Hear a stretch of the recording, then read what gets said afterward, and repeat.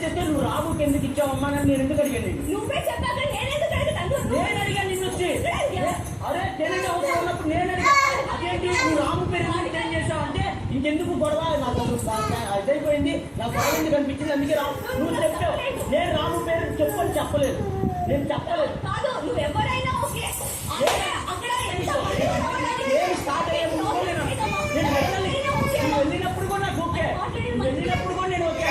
నువ్వు నీ స్టాండ్ మీద లేవని చెప్పా. అది నెక్స్ట్ ఒక 1 వీక్ మొత్తం బెట్ గేమ్ లో నీకే సపోర్ట్ చేశా, దాని తర్వాత వాటర్ గేమ్ లో నీకే సపోర్ట్ చేశా.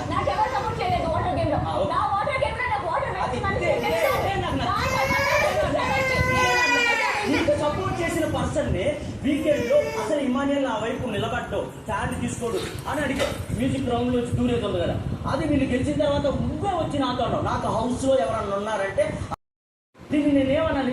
ఉండడం వేరు, హెల్ప్ చేయడం వేరు. ఇప్పుడు హెల్ప్ కూడా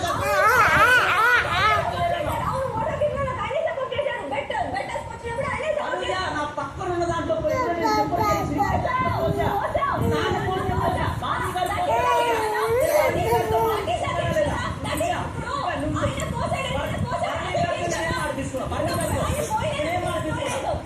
ఒక మనిషి ఒక వ్యక్తి గురించి కష్టపడ్డా కూడా అది దాటేసిన తర్వాత నా కోసం ఏం చేయలేదంటే ఎవరికైనా బాధేసింది, అది నాకుంది అంతే. ఇది నా నామినేషన్ పాయింట్. అయిపోయిందా? ఎస్. ఫస్ట్ థింగ్ ఐషా విషయంలో 1 వీక్ నేను ఆలోచించలేదు అని కాదు, 1 వీక్ లో నేను ఆలోచించి ఉంటే నా నామినేషన్ లో తనే ఉండేది. నేను క్లారిటీ తెచ్చుకొని నేను ఆలోచించాను కాబట్టి ఒక పాయింట్ చెప్పేటప్పుడు ఆ స్ట్రాంగ్ అనిపిస్తుందా అనిపించదా అనేది ఒక మనిషిని అడగడం జరిగింది. నేను మాట్లాడుతున్నాను